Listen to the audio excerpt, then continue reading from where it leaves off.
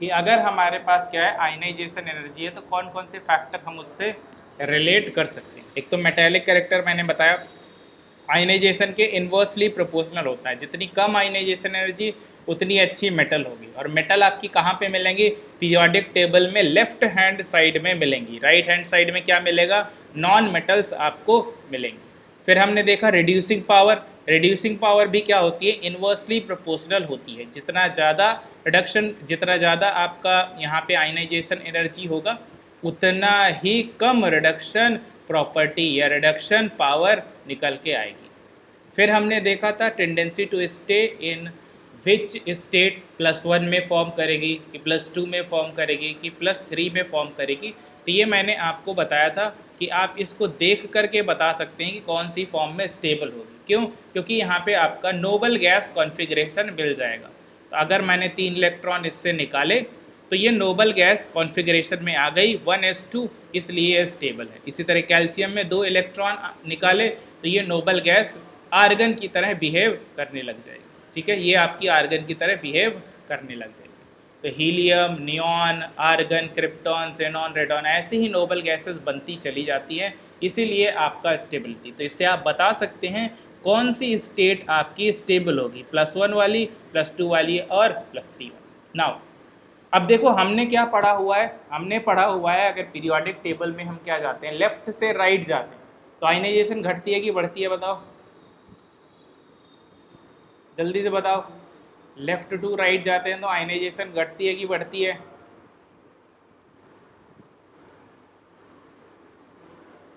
बताइए।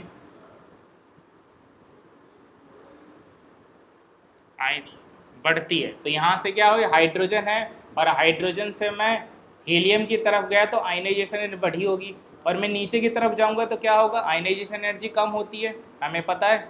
नीचे की तरफ जाते हैं तो आयनाइजेशन एनर्जी कम होती है। तो किसकी सबसे ज़्यादा आयनाइजेशन एनर्जी होगी,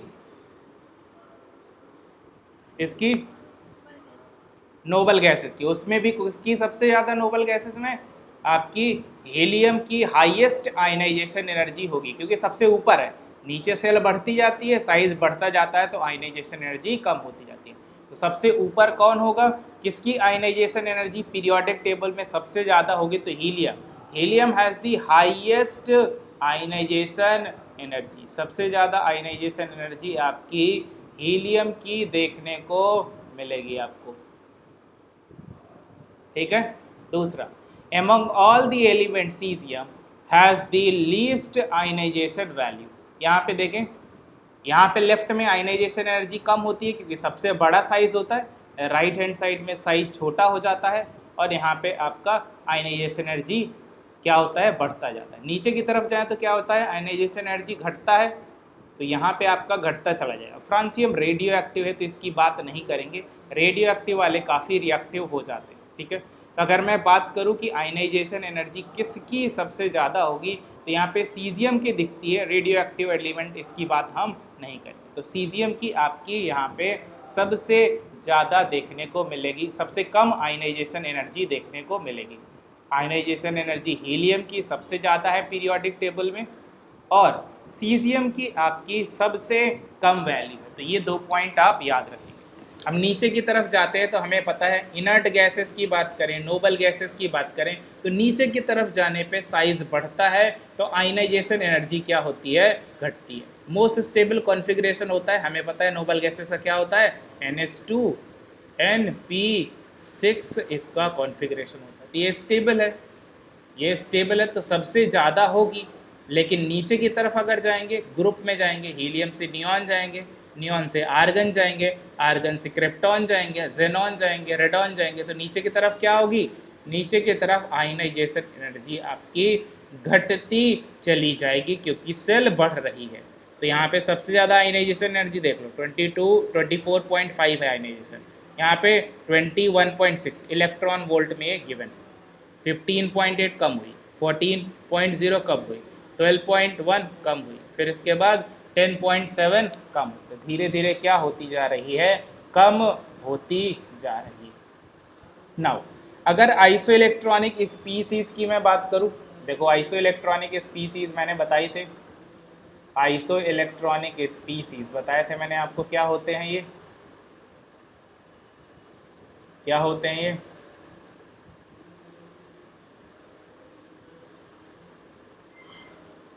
species with same number of electrons, species with same number of electrons, same number of electron, same number of electrons,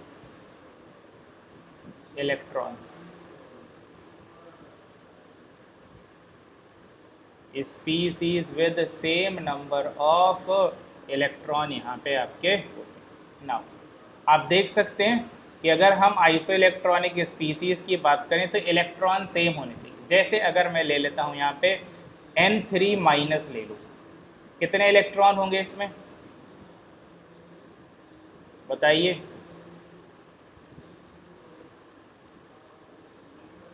ten होंगे। गुड, हमें पता है सब में, इन सभी जो मैं लिख रहा हूँ इन सब में आपके 10 इलेक्ट्रॉन्स होंगे, सब में 10 इलेक्ट्रॉन है, तो ये आइसो इलेक्ट्रॉनिक स्पीसीज है। साइज किसका सबसे बड़ा होगा बताओ? एटॉमिक रेडियस का अगर मैं ट्रेंड बोलूँ आपसे तो क्या होगा एटॉमिक रेडियस का ट्रेंड? एटॉमिक रेडियस किसकी ज़्यादा होगी, किसकी कम होगी, बता सकते हैं मुझे?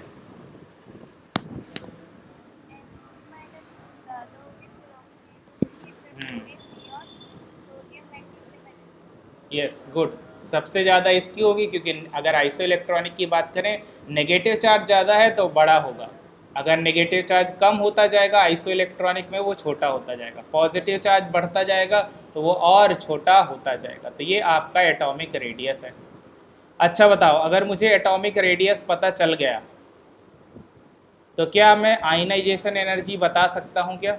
एटॉमिक रेडियस सबसे ज़्यादा इसकी है, सब में 10 इलेक्ट्रॉन है, ठीक है, सब में 10 इलेक्ट्रॉन है मतलब सबका नोबल गैस कॉन्फ़िगरेशन है, तो कॉन्फ़िगरेशन की तो चिंता ही नहीं करनी, नोबल गैस कॉन्फ़िगरेशन सबका बन रहा है, ठीक है। तो ऐसा नहीं कि सर इलेक्ट्रॉनिक कॉन्फ़िगरेशन पे भी डिपेंड कर रहा, हाँ कर रहा है, यहाँ पे आपका सबका नोबल गैस कॉन्फ़िगरेशन ही हुआ है, नोबल गैस कॉन्फ़िगरेशन, क्योंकि 10 इलेक्ट्रॉन अगर करोगे आप नोबल गैस कॉन्फ़िगरेशन तो क्या आएगा 1s2 2s2 2p6 आएगा, 6 और 4 10, सभी का 10 है, तो इलेक्ट्रॉनिक कॉन्फ़िगरेशन तो सबका एक जैसा है, उससे तो फ़र्क नहीं पड़ेगा, किससे पड़ेगा? साइज से। तो बता सकते हो ionisation energy, first ionisation energy का क्या ट्रेंड होगा?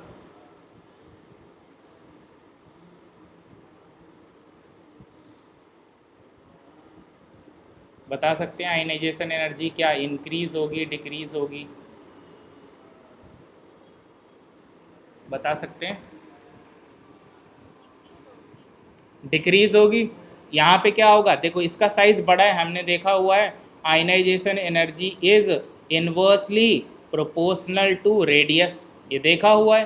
तो अगर रेडियस छोटा होगा तो आयनाइजेशन, रेडियस अगर छोटा है तो आयनाइजेशन एनर्जी बड़ा है, अगर रेडियस ज़्यादा है तो क्या होगा, ये रेडियस सबसे बड़ी है, इसका साइज सबसे बड़ा है, तो इससे आसानी से इलेक्ट्रॉन निकल सकता है, तो क्या होगा N3 माइनस का सबसे छोटा होगा, आयनाइजेशन एनर्जी सबसे छोटा होगा N3 माइनस का, क्यों? क्योंकि इसका साइज सबसे बड़ा है। फिर इससे छोटा साइज इसका है तो इसका आयनाइजेशन एनर्जी और बढ़ा, फिर फ्लोराइड का है तो और आयनाइजेशन एनर्जी बढ़ा, फिर नियॉन का है तो और आयनाइजेशन एनर्जी बढ़ा, फिर सोडियम का है और आयनाइजेशन एनर्जी बढ़ा, फिर मैग्नीशियम का है 2+ का, फिर और आयनाइजेशन एनर्जी बढ़ा, फिर एल्यूमिनियम 3+ का है, ये आपका आयनाइजेशन एनर्जी है। तो साइज के इन्वर्सली प्रोपोर्शनल हो जाएगा, हमने डायरेक्टली पढ़ा हुआ है। और यहाँ पे इलेक्ट्रॉनिक कॉन्फ़िगरेशन का भी कोई कन्फ्यूजन नहीं है, क्योंकि यहाँ पे आइसो इलेक्ट्रॉनिक में सभी का इलेक्ट्रॉनिक कॉन्फ़िगरेशन सेम है। तो ये आपका आयनाइजेशन एनर्जी का ट्रेंड हो जाएगा। बताइए बात समझ में आ गई सबको, कैसे मैं यहाँ पे बता रहा हूँ? ठीक है, तो यहाँ पे देख लीजिए, यही ट्रेंड यहाँ पे लिखा हुआ है, देखो एल्यूमिनियम 3+ का है, वो सबसे छोटा साइज होता है तो सबसे ज़्यादा आयनाइजेशन एनर्जी होगी, फिर मैग्नीशियम 2+ की आयनाइजेशन, फिर सोडियम की, फिर यहाँ पे फ्लोराइड की, ऑक्साइड को N3 की सबसे कम। So isoelectronic species ionisation energy increases with positive sign ज़्यादा तो आयनाइजेशन एनर्जी ज़्यादा, and decreases with negative sign, अगर नेगेटिव साइन आ रहा है, नेगेटिव साइन आ रहा है तो उसका आयनाइजेशन एनर्जी कम होगा। यहाँ पे देख लो, अगर पॉजिटिव साइन आ रहा है तो उनका आयनाइजेशन एनर्जी बढ़ता चला जाएगा आइसो इलेक्ट्रॉनिक स्पीसीज में। चलिए आगे बढ़ते हैं। तो हमें ये बात समझ में आ गई, आयनाइजेशन एनर्जी हमें समझ में आ गई अच्छे से। अब देखते हैं आगे, ये तो हम देख ही चुके थे कल, आगे देखते हैं। देखो एल्कली मेटल है, एल्कली मेटल किस ग्रुप को बोलते हैं बताओ? फर्स्ट ग्रुप को बोलते हैं, हमें पता है फर्स्ट ग्रुप को हम बोलते हैं। तो बताओ नीचे की तरफ क्या होता है? नीचे की तरफ साइज बढ़ता है, नीचे जा रहे हैं साइज बढ़ता चला जाता है, तो आयनाइजेशन एनर्जी क्या होगी? घटती जाएगी। क्या ग्रुप में हमेशा आयनाइजेशन एनर्जी घटती है। तो देखो यहाँ पे ज़्यादा थी वैल्यू, देख सकते हो यहाँ पे ज़्यादा वैल्यू थी, ये घट रही है, फिर ये और घटी, फिर ये और घटी, फिर ये और घटी। तो यहाँ पे आयनाइजेशन एनर्जी घटती जाती है डाउन द ग्रुप, जो कि हमने कल पढ़ा था।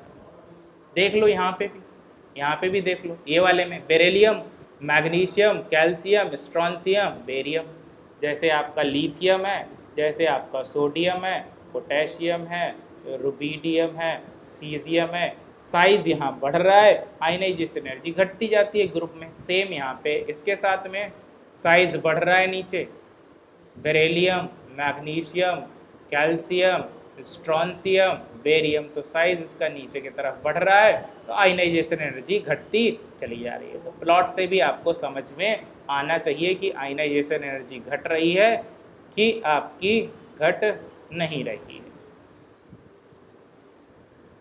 देख सकते हैं आप क्लियरली, आपको पता लग जाएगा कि आयनाइजेशन एनर्जी घटती चली जा रही है। क्या बोरॉन फैमिली में देखो आयनाइजेशन, बोरॉन फैमिली का आयनाइजेशन एनर्जी मैंने बताया था आपको, याद होगा क्या होता है? बोरॉन का आपका सबसे ज़्यादा होता है, फिर आपका यहाँ पे थैलियम का, फिर गैलियम का, फिर आपका एल्यूमिनियम का, और फिर इंडियम। डब्लू कर्व बताया था मैंने आपको, डब्लू कर्व मैंने आपको बताया होगा। हाँ, तो यहाँ पे मैं एक बार और ड्रॉ कर देता हूँ उस डब्लू कर्व को, एक बार और ड्रॉ कर देता हूँ मैं उस डब्लू कर्व को, तो आप देख लीजिए और उससे आप याद कर लेंगे दोबारा से। तो यहाँ पे आपका हो जाएगा, इधर ionization energy of 13th group की मैं बात कर रहा हूँ। यहाँ पे आपका ऐसे डब्लू बनाना है, फिर इसको नीचे ले जाना है, फिर आप ऊपर करेंगे, फिर और नीचे ले जाएंगे, फिर आपका ऐसे बन जाएगा। तो ये आपका आयनाइजेशन एनर्जी का ट्रेंड है। तो यहाँ पे आपका एटॉमिक नंबर होता है इस साइड, और इस साइड आपका आयनाइजेशन एनर्जी। 13th ग्रुप की हम बात कर रहे हैं, 13th group element, 13th group element.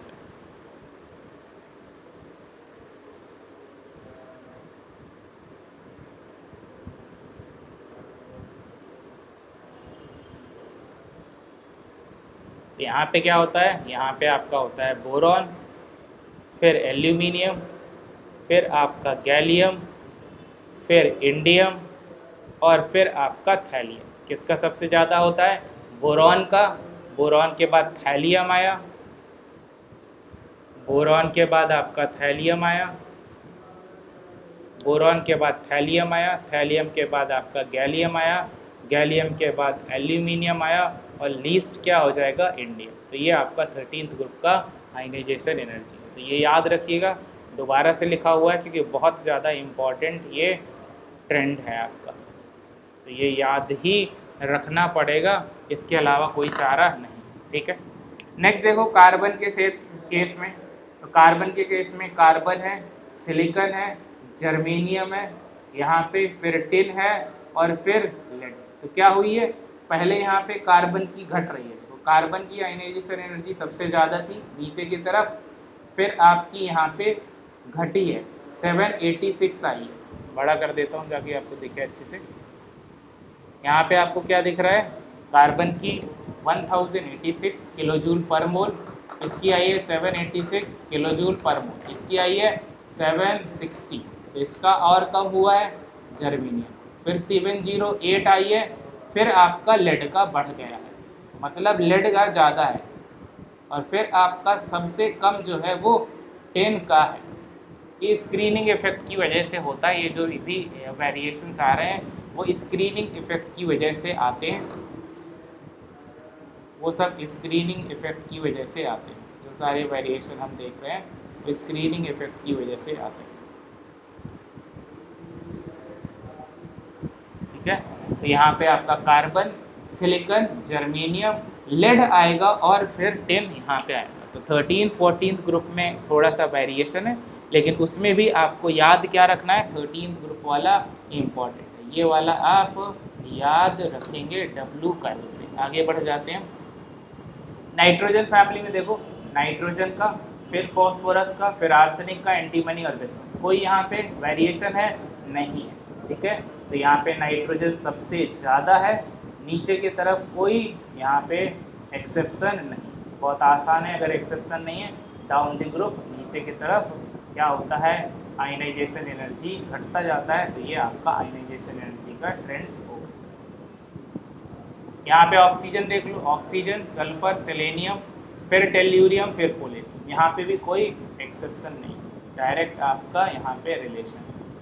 तो यहाँ पे oxygen, sulphur, selenium, then tellurium and then आपका पोलेनियम। तो ये आपका यहाँ पे ट्रेंड। तो ये सारे आसान है। जो एक्सेप्शनल वाले हैं, जैसे आपका 13th ग्रुप है और 14th ग्रुप, तो इस पे आपको फोकस करने की जरूरत है। इसको बड़ा करके लिख देता हूँ, इसको मैं बड़ा करके लिख देता हूँ ताकि आपको क्लियर दिखे। कार्बन सबसे ज़्यादा, फिर आपका सिलिकॉन, फिर जर्मेनियम, फिर आएगा लेड, देन आएगा टिन। तो यहाँ पे एक छोटा सा ट्विस्ट है ये इस केस में, बाकी आपके फॉलो होते हैं। ये वाला तो मैंने अलग से आपको बता दिया। ठीक है, तो ये आप याद रखेंगे। देख लो, फ्लोरीन क्लोरीन की बात करते हैं। फ्लोरीन, क्लोरीन, ब्रोमीन, आयोडीन, ये भी क्या हो रहा है, नीचे की तरफ घट रहा है। तो इसमें भी कोई एक्सेप्शन नहीं है। Fluorine, chlorine, bromine, iodine, ionisation energy आपकी आज इट इज डिक्रीज करती जा रही है, कोई भी यहाँ पे वेरिएशन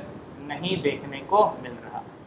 यहाँ पे देखो, helium, neon, argon, krypton, xenon, radon, नीचे की तरफ डिक्रीज करती जा रही है, यहाँ पे भी कोई वेरिएशन नहीं है आयनाइजेशन एनर्जी। तो हीलियम सबसे ज़्यादा, देन नियॉन आपका, देन इससे कम आर्गन, देन आपका क्रिप्टॉन, देन आपका जेनॉन एंड देन लास्ट में आपका रेडॉन। ठीक है, तो ये आपकी नोबल गैसेस का यहाँ। तो डाउन द ग्रुप बस इतना याद रखो कि down the group ionisation energy decreases, down the group ionisation energy decreases, down the group ionisation energy decreases, ionisation energy decrease. बस इतना याद रखो, और जो एक्सेप्शन है वो अलग से आपको याद रखनी है। और पीरियड में क्या होता है, अलोंग द पीरियड क्या होता है, अलोंग द पीरियड बताओ, बढ़ती है कि घटती है along the period, left to right जाने में?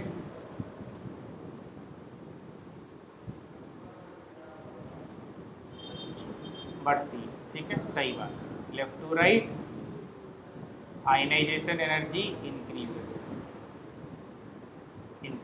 दो इम्पॉर्टेंट पॉइंट आपको याद रखने, एक्सेप्शन आप अलग से याद कर लेंगे जो मैंने आपको बताया। ठीक है, आई होप यहाँ तक आपको क्लियर होगा सबको।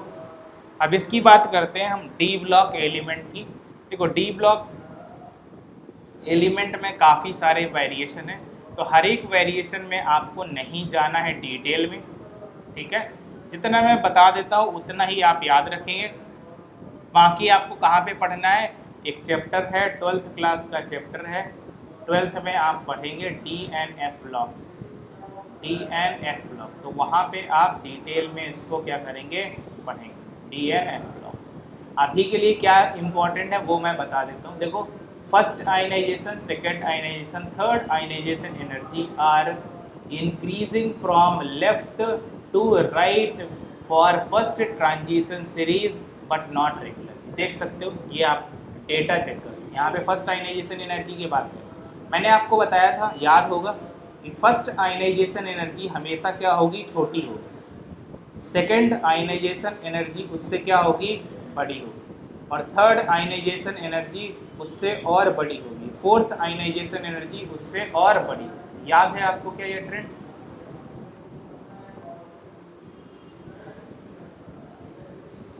आई होप आप सबको याद होगा, ये मैंने बताया था कि एक इलेक्ट्रॉन निकाला तो साइज छोटा हो जाता है, साइज छोटा हो जाता है तो आप दूसरा इलेक्ट्रॉन निकालोगे तो और मेहनत करनी पड़ेगी, और ज़्यादा एनर्जी देनी पड़ेगी, तीसरा इलेक्ट्रॉन निकालोगे तो और ज़्यादा मेहनत करनी पड़ेगी, तो आपको और ज़्यादा एनर्जी देनी पड़ेगी। तो यहाँ पे देख सकते हैं जो आयनाइजेशन एनर्जी है, यहाँ पे देखो फर्स्ट वाली ये आपकी फर्स्ट है आयनाइजेशन एनर्जी, ये आपकी सेकेंड आयनाइजेशन एनर्जी है, और ये आपकी थर्ड आयनाइजेशन। तो यहाँ पे क्या है, आपका आयनाइजेशन एनर्जी कम है पहला वाला, दूसरा वाला और बड़ा हुआ, तीसरा वाला और बड़ा हुआ, ये हमेशा ट्रू है। देखो यहाँ पे पहला वाला कम है, फिर आपका बढ़ा, फिर कम है, बढ़ा बढ़ा, फिर कम है, बढ़ा बढ़ा, तो नीचे की तरफ हमेशा आयनाइजेशन एनर्जी बढ़ती चली जाएगी। तो आयनाइजेशन एनर्जी पहली सबसे कम होगी, दूसरी वाली उससे बड़ी होगी, और तीसरी वाली उससे और बड़ी। अब लेफ्ट टू राइट पीरियड की बात करते हैं, देखो क्या हो रहा है। साइज का पता है, साइज का मैंने बताया था आपको, इसका याद होगा साइज का आपको। डी ब्लॉक का एटॉमिक रेडियस का ट्रेंड क्या था, एटॉमिक रेडियस का याद है, एटॉमिक रेडियस का क्या ट्रेंड था?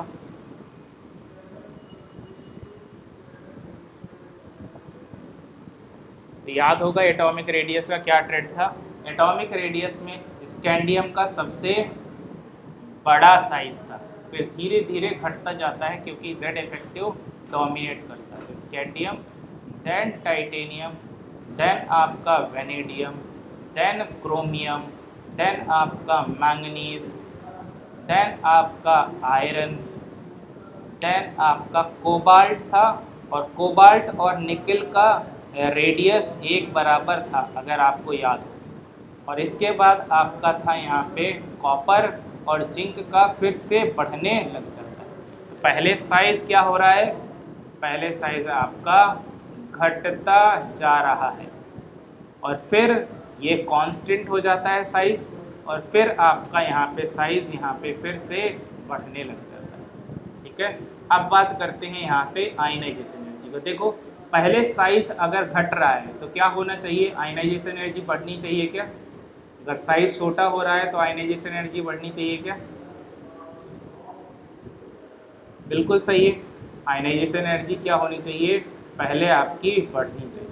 तो आयनाइजेशन एनर्जी यहाँ पे बढ़ेगी, तो यहाँ पे देख लो 631, 656 ये बढ़ी, फिर ये आपका यहाँ पे क्या हो गया, देखो घट गया है, फिर आपका अगर इसको निगलेक्ट कर दो तो देखो घटता जा रहा है यहाँ तक, फिर बढ़ा, फिर आपका यहाँ पे बढ़ा, फिर आपका घटा, फिर यहाँ पे घटा, फिर आपका बढ़ा, फिर आपका बढ़ा। क्या हो रहा है, कहीं बढ़ रहा है, कहीं पे घट रहा है। ये ट्रेंड आपसे नहीं पूछा जाएगा क्योंकि इतने सारे इसमें वेरिएशन है, आप आइडेंटिफाई नहीं कर पाओगे कि कहाँ पे बढ़ रहा है, कहाँ पे घट रहा है। होना क्या चाहिए था, यहाँ पे आपका रेगुलरली यहाँ पे साइज कम हो रहा है तो यहाँ पे बढ़ना चाहिए, लेकिन क्या होता है इनका साइज में कुछ खास वेरिएशन नहीं होता, इनके एक आध दो एंगस्ट्रॉम में साइज का वेरिएशन होता है। तो यहाँ पे जितना साइज है ऑलमोस्ट उतना ही साइज होगा, बट थोड़ा सा वेरिएशन होता जाएगा। लेकिन आपके प्रोटॉन बढ़ते जाते हैं, तो प्रोटॉन के बढ़ने से स्क्रीनिंग इफेक्ट, जेड इफेक्टिव, सारे फैक्टर को मिला करके ये वैल्यू तैयार की जाती है। इसमें आपको ये याद रखना है कि इरेगुलरली इंक्रीज कर रही है और डिक्रीज कर रही है। ठीक है, तो यहाँ पे पहले इंक्रीज हुई, फिर डिक्रीज हुई, फिर इंक्रीज हुई, फिर इंक्रीज, फिर इंक्रीज, फिर डिक्रीज, तो इंक्रीज डिक्रीज इंक्रीज डिक्रीज ऐसे चल रहा है। ये हमने यहाँ पे पढ़ लिया, ये नहीं पूछा जाएगा क्योंकि बहुत सारे आपके यहाँ पे वेरिएशन है, एक साथ कोई भी याद नहीं कर सकता। First ionisation energy, second ionisation energy, third ionisation energy are increasing from left to right, तो इंक्रीज करते हुए कहीं कहीं हमें दिख रही हैं, but for first transition series, इसको बोलते हैं पहली जो आपकी ट्रांजिशन सीरीज, इसको बोलते हैं फर्स्ट ट्रांजिशन सीरीज, स्कैंडियम को बोलते हैं फर्स्ट ट्रांजिशन सीरीज।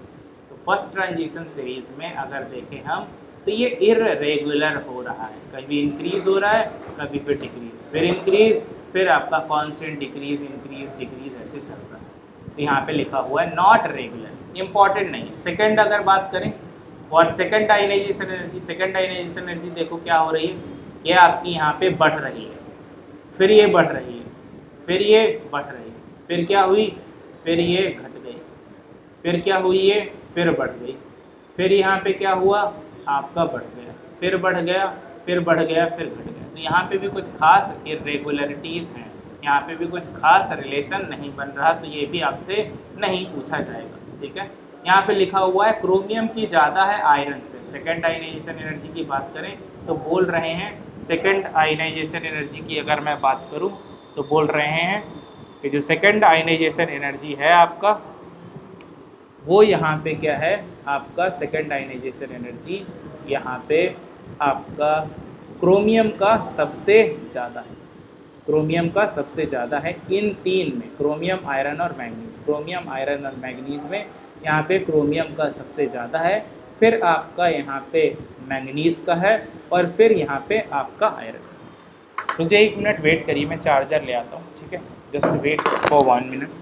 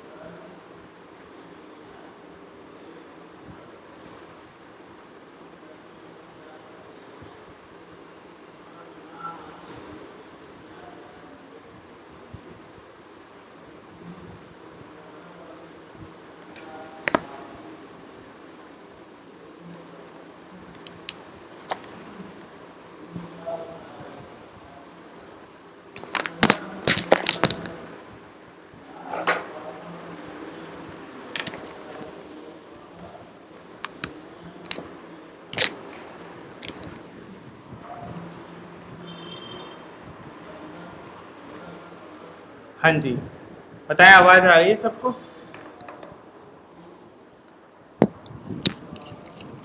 ठीक है, तो देखिए हम क्या देख रहे थे, हमने देखा था कि यहाँ पे कुछ एक्सेप्शन हैं यहाँ पे दिए हुए हैं, लेकिन वो आपके इतने इम्पॉर्टेंट नहीं है, पूछे जाएंगे क्योंकि वो बहुत इरेगुलर है, और ऐसे इरेगुलरिटी कोई भी याद नहीं कर सकता। ठीक है, तो यहाँ पे हम क्या फोकस कर रहे हैं, यहाँ पे इनका 3 पॉइंट है जो यहाँ पे मेंशन किए गए हैं कि अगर सेकेंड आयनाइजेशन, लेकिन ये भी याद नहीं करने की, कुछ खास इंपॉर्टेंट नहीं है। यहाँ पे जो आपकी अगर बात करूँ क्रोमियम की, तो क्रोमियम की जो आपकी यहाँ पे सेकेंड आयनाइजेशन एनर्जी है, क्रोमियम की सेकेंड आयनाइजेशन एनर्जी है, ये आपकी यहाँ पे सबसे ज़्यादा है, फिर आपकी आयरन की है, और फिर आपकी यहाँ पे मैंगनीज की। तो ये यहाँ पे लिखा हुआ है। कॉपर और जिंक की बात करें तो कॉपर और जिंक में किसकी ज़्यादा है, कॉपर की ज़्यादा है, जिंक की आपकी कम है। ठीक है, तो ये यहीं पे लिखा हुआ। थर्ड आयनाइजेशन एनर्जी की बात करो, देखो मैंगनीज, क्रोमियम, आयरन को फिर से आप क्या करो कंसीडरेशन में लो, तो यहाँ पे 3 ही एलिमेंट हैं, लेकिन फिर से यहाँ पे थर्ड में और बदल गया, यहाँ पे आपका मैंगनीज का सबसे ज़्यादा हो गया, फिर आपका यहाँ पे क्रोमियम आया, और फिर आपका यहाँ पे आयरन। तो काफ़ी ज़्यादा इरेगुलरिटीज़ हैं, हर एक यहाँ पे आयनाइजेशन एनर्जी में बहुत ज़्यादा इरेगुलरिटी। अगर आपको याद करना है तो एक चीज़ याद रखिए कि आपका फर्स्ट आयनाइजेशन सबसे ज़्यादा किसका है, फर्स्ट आयनाइजेशन सबसे ज़्यादा किसका है, जिंक का है। किसका है फर्स्ट आयनाइजेशन एनर्जी सबसे ज़्यादा, जिंक का है, 900 के आसपास है, ये आप इसमें याद रख सकते हैं। ठीक है, तो अगर आपसे बोला जाए the first ionization energy is highest for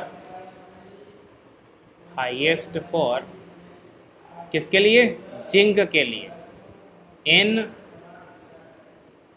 in 3D series 3D series, और आप इसको बोल सकते हैं और फर्स्ट ट्रांजिशन सीरीज, और first transition series, first transition series. तो ये एक पॉइंट याद रख सकते हैं। जिंक का क्यों है फर्स्ट सीरीज में? जिंक का देखो इलेक्ट्रॉनिक कॉन्फ़िगरेशन अगर आपको याद होगा, मैंने बताया था यहाँ पे हीलियम नियॉन आर्गन आप अगर कर देंगे यहाँ पे, और यहाँ पे आपका हो जाएगा 3D10 4s2। तो ये आपका फुली फिल्ड कॉन्फ़िगरेशन है, इसलिए ऐसा बन रहा है। ठीक है, ये आपका मैक्सिमम क्यों आ रहा है? क्योंकि यहाँ पे फुली फिल्ड कॉन्फ़िगरेशन आ रहा है, कॉन्फ़िगरेशन आ रहा है। एस ऑर्बिटल भी पूरी तरह भरी है और डी ऑर्बिटल भी पूरी तरह भरी है, इसलिए ये क्या है आपका जिंक स्टेबल है। इसलिए आपका जिंक क्या है? स्टेबल। अगर जिंक स्टेबल है आपका तो ऑब्वियस सी बात है इसकी आयनाइजेशन एनर्जी बढ़ जाएगी। बाकी में नहीं अप्लाई कर सकते। डी ब्लॉक में बहुत सारे एक्सेप्शनल बिहेवियर है जिनके लिए बड़ी थ्योरीज चाहिए समझने के लिए। हम छोटी मोटी थ्योरीज से इन्हें नहीं समझ सकते। रिसर्च वगैरह में जाएंगे तो हो सकता है आपको एक्सप्लेन की जाए ये थ्योरीज की कैसे काम करती हैं, बट हमारे लिए बस इतना ही याद रखना है कि फर्स्ट आयनाइजेशन एनर्जी मैक्सिमम है आपकी जिंक के केस में। सेकेंड आयनाइजेशन एनर्जी किसकी हाई है? सेकेंड आयनाइजेशन एनर्जी देखो सबसे ज़्यादा वैल्यू इसी की दिख रही है, कॉपर की दिख रही है। थर्ड आयनाइजेशन एनर्जी देखो किसकी ज़्यादा है? थर्ड आयनाइजेशन एनर्जी वापस से इसी की ज़्यादा है। तो अगर सेकेंड आयनाइजेशन एनर्जी पूछेंगे तो क्रोमियम दे देंगे, इसके लिए एक्सप्लेनेशन कुछ खास नहीं है। तो अगर सेकेंड आयनाइजेशन एनर्जी की अगर मैं बात करूँगा तो इज़ हाईएस्ट फॉर, थोड़ा थोड़ा याद कर लेना, अगर याद हो जाए, नहीं याद हो रहा तो कोई दिक्कत की बात नहीं। ठीक है, कोई दिक्कत की बात नहीं। Highest for copper in 3D series, 3D series. Third ionisation में क्या है? थर्ड आयनाइजेशन में आपका third ionisation energy is highest again for zinc, highest for zinc in 3D series, in 3D series, 3D series. तो ये आपका यहाँ पे क्या है कहानी। ठीक है, इनमें से अगर याद हो पा रहे हैं तो ठीक है, नहीं तो एक याद कर लो कि जिंक का सबसे ज़्यादा मैक्सिमम होता है फर्स्ट आयनाइजेशन एनर्जी। बस इतने से ही आपका काम क्या हो जाएगा? चल जाएगा। बताएं क्लियर है यहाँ तक सबको? आगे बढ़ जाएं हम।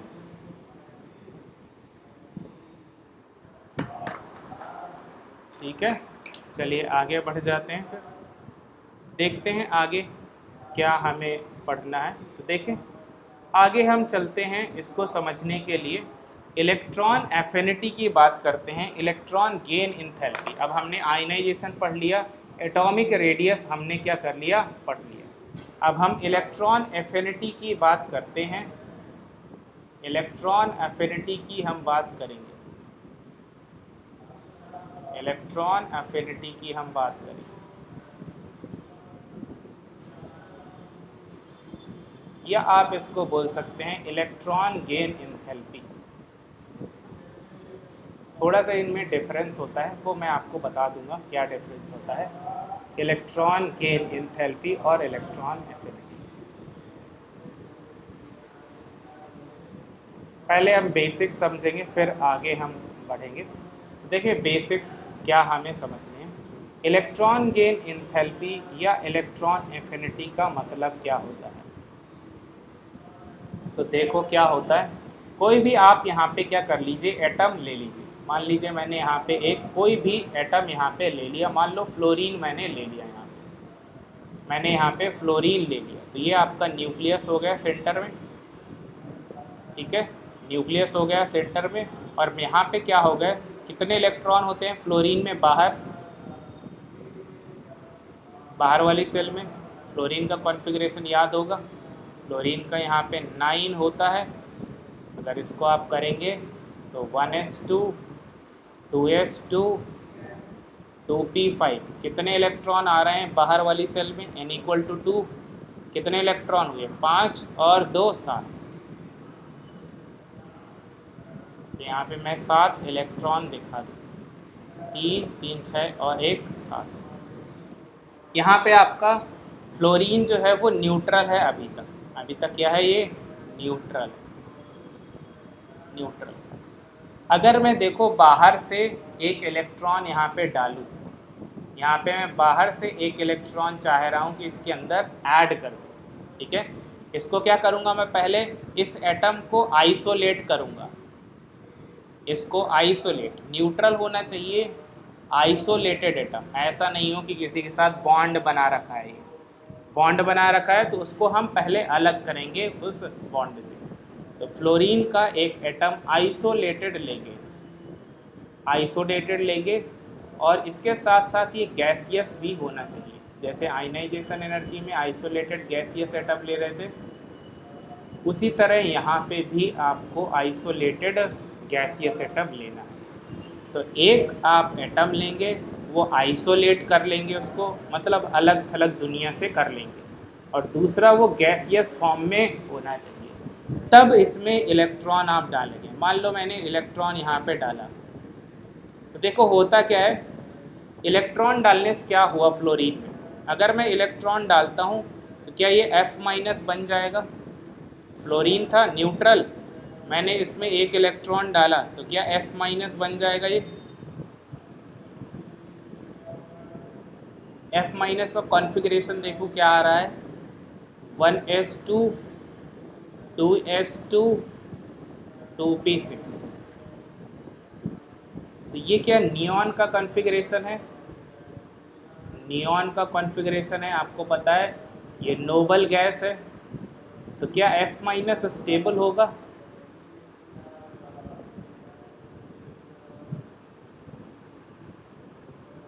बताइए क्या F- स्टेबल होगा। नोबल गैसेस कॉन्फ़िगरेशन वाले स्टेबल होते हैं, तो ये स्टेबल हो जाएगा, ये आपका F- बन के स्टेबलाइज हो जाएगा। देखो इलेक्ट्रॉन डालने से फ़ायदा हो रहा है इसमें। अब देखो होता क्या है, दो तरह के फोर्सेस आएंगे यहाँ पे, देखो कौन कौन से फोर्सेस आपको देखने को मिले। जो आपने इलेक्ट्रॉन डाला है और न्यूक्लियस, इसके बीच में क्या अट्रैक्शन होगा, ये इलेक्ट्रॉन जो आपने डाला है वो नेगेटिव चार्ज है और न्यूक्लियस में आपका पॉजिटिव चार्ज है, तो क्या अट्रैक्शन होना चाहिए, बिल्कुल होना चाहिए। रिपल्शन की बात करें तो क्या इलेक्ट्रॉन जो आपने डाला है और जो इलेक्ट्रॉन पहले से थे, क्या इनमें रिपल्शन होगा।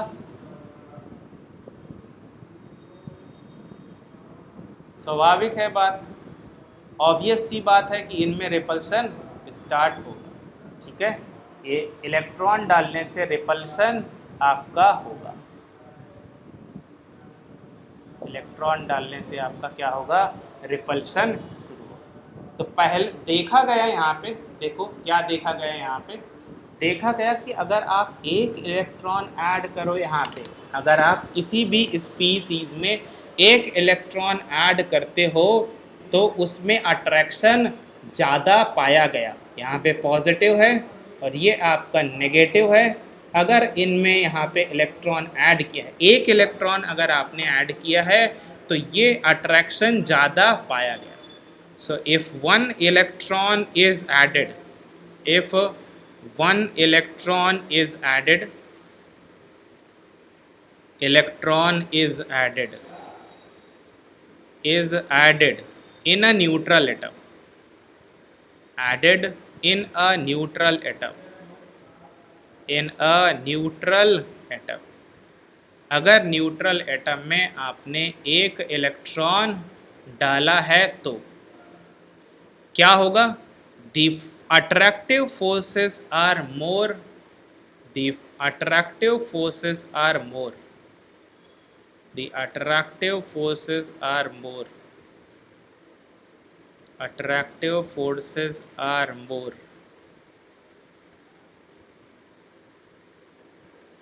as compared to repulsive force, as compared to repulsive force, as compared to repulsive force, repulsive force, repulsive force। तो अगर एक इलेक्ट्रॉन डाला गया है तो फोर्स ऑफ अट्रैक्शन क्या होगा, ज़्यादा होगा। न्यूट्रल एटम में, जिस एटम में कोई भी चार्ज नहीं है, अगर उसमें एक इलेक्ट्रॉन डाला जाए तो आपका अट्रैक्शन हमेशा ज़्यादा होगा रिपल्शन के कंपैरिजन में। नोबल गैसेस की बात नहीं करेंगे, नोबल गैसेस नहीं लेती हैं इलेक्ट्रॉन, नोबल गैसेस नहीं लेती हैं इलेक्ट्रॉन, तो नोबल गैसेस को हम दूर ही रखेंगे अभी के लिए। नोबल गैसेस को हम बात अभी नहीं करेंगे, ठीक है। तो आप एक्सेप्ट नोबल गैसेस यहाँ पे लगा सकते हो, except noble gases, noble gases, noble gases. कि जब भी आपकी नोबल गैसेस होंगी उस केस में आपका फोर्स ऑफ अट्रैक्शन नहीं ज़्यादा होगा, रिपल्शन वाला हो जाएगा। तो हमें नोबल गैसेस की बात नहीं करनी है। अगर किसी भी एटम में आपने एक इलेक्ट्रॉन ऐड किया है तो उसमें क्या होगा, अट्रैक्शन ज़्यादा होगा और रिपल्शन कम होगा। अब मुझे बताओ, अट्रैक्शन ज़्यादा होता है तो एनर्जी रिलीज होता है कि एनर्जी लगता है? मैं पूछ रहा हूँ, if force of attraction is more than repulsion, attraction ज़्यादा है रिपल्शन कम है, तो एनर्जी रिलीज होगा कि एनर्जी देना पड़ेगा? पता है क्या किसी को?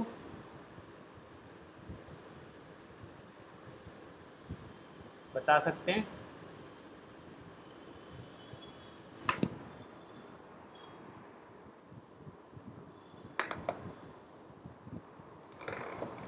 बताइए।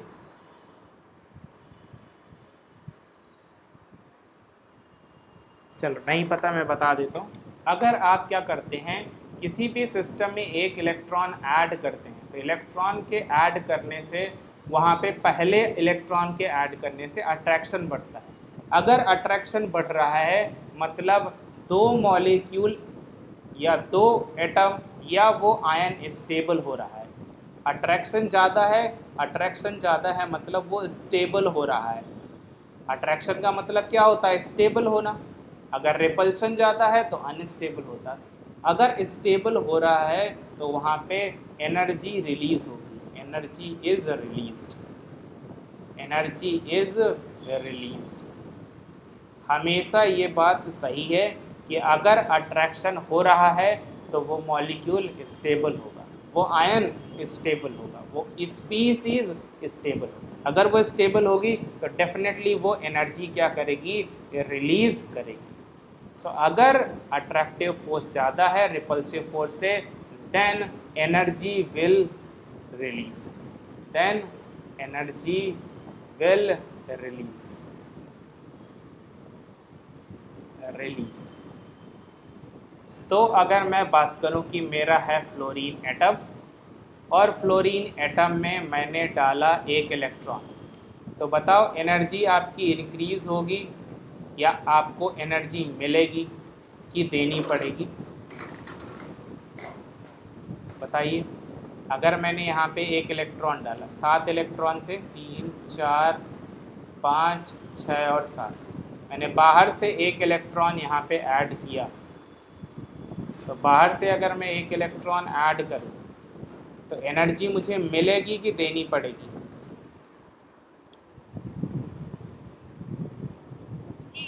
मिलेगी, ठीक है। तो अगर आपने एक इलेक्ट्रॉन ऐड किया है तो यहाँ पे अट्रैक्शन मोर है तो क्या होगा, एनर्जी इज रिलीज, आपको एनर्जी मिलती है, energy is released, energy is released, energy आपको मिलेगी। तो ये जो आयनाइजेशन एनर्जी थी उसमें क्या करते थे हम, एनर्जी देते थे। आयनाइजेशन एनर्जी में क्या करते थे, आपको एनर्जी देनी पड़ती थी तब इलेक्ट्रॉन निकलता था। यहाँ पे इलेक्ट्रॉन आप ऐड कर रहे हैं, तो ऐड करने से क्या होता है, आपका एनर्जी मिलता है। तो यहाँ पे एक एलिमेंट है, यहाँ पे आपने उसमें इलेक्ट्रॉन डाला, और इलेक्ट्रॉन अगर डाला है तो आपका ई माइनस बनेगा। ई माइनस के साथ साथ क्या होगा, कुछ एनर्जी रिलीज होगी प्लस सम एनर्जी, ये आपको मिलेगी। इसी एनर्जी जो मिल रही है उसी को हम इलेक्ट्रॉन गेन एंथैल्पी बोलते हैं। इसी को क्या बोलते हैं, इलेक्ट्रॉन गेन एंथैल्पी। तो क्या हुआ, पूरा एक एटम लेंगे, एक एटम को क्या करेंगे, सबसे पहले आपको आइसोलेट करना है, एटम को आइसोलेट करना है। तो आइसोलेटेड एटम होना चाहिए, दूसरा गैसियस एटम होना चाहिए, दूसरा गैसियस एटम होना चाहिए। आइसोलेटेड गैसियस एटम में अगर आप इलेक्ट्रॉन ऐड करेंगे तो एनर्जी, आपको जो एनर्जी मिलेगा इलेक्ट्रॉन ऐड करने से, उसी को इलेक्ट्रॉन गेन एंथैल्पी बोलते हैं। तो ऐसे डिफाइन कर सकते हैं, the amount of energy released, the amount of energy released when an electron is added in an isolated gaseous atom। ठीक है, it is the amount of energy released। इसमें कई जगह रिक्वायर्ड भी होती है नोबल गैसेस में, वो बात की बात। It is the amount of energy released when 1 mole of electron is added to isolated gaseous atom. अगर मैंने एक इलेक्ट्रॉन डाला है तो जो एनर्जी मिल रही है वही आयनाइजेशन एनर्जी है। एक इलेक्ट्रॉन डालने से जो एनर्जी मिल रही है वही आपका क्या है, आयनाइजेशन एनर्जी है, वही आपका इलेक्ट्रॉन गेन एंथैल्पी है। Amount of energy released when an electron is added to isolated gaseous atom। ठीक है, तो ये आपकी यहाँ पे डेफिनीशन हो जाएगी। इसी को हम इलेक्ट्रॉन एफिनिटी बोलते हैं।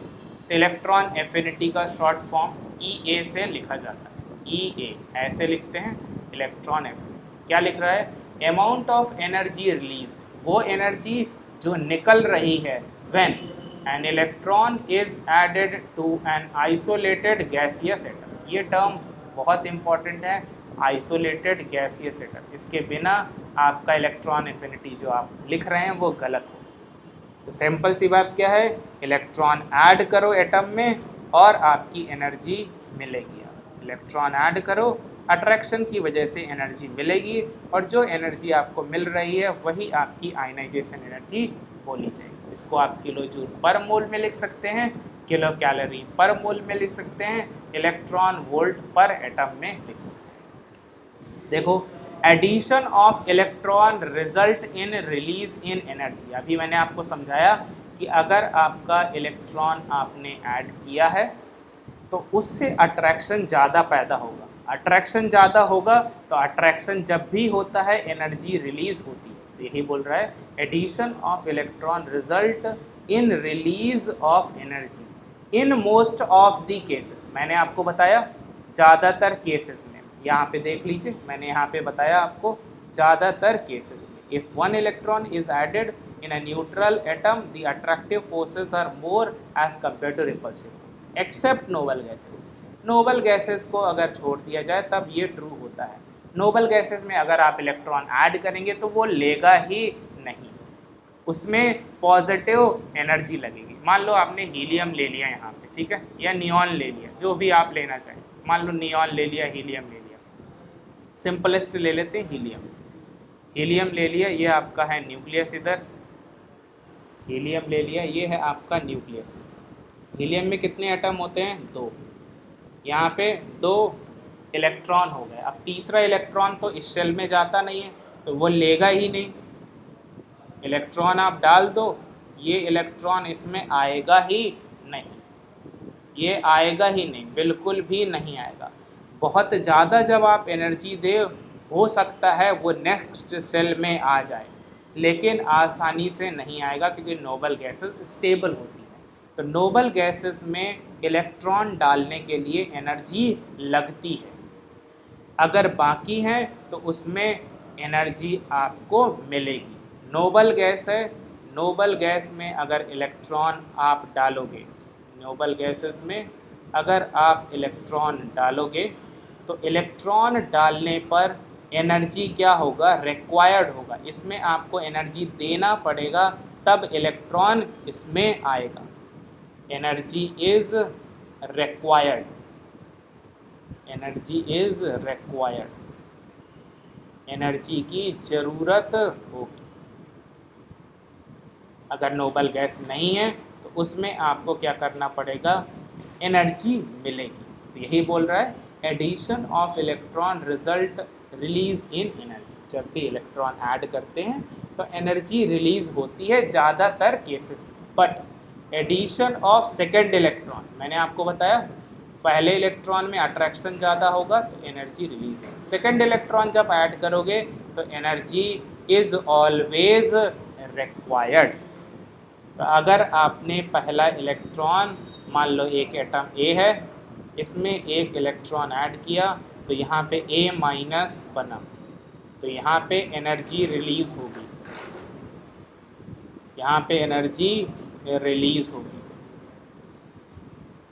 एनर्जी रिलीज होगी, एनर्जी रिलीज। इसी में आप दूसरा इलेक्ट्रॉन ऐड करो तो एनर्जी आपको देनी पड़ेगी। पहले इलेक्ट्रॉन अगर आप ऐड करते हो तो एनर्जी मिलेगी, दूसरा इलेक्ट्रॉन ऐड करने से रिपल्सन ज़्यादा हो जाता है, ठीक है।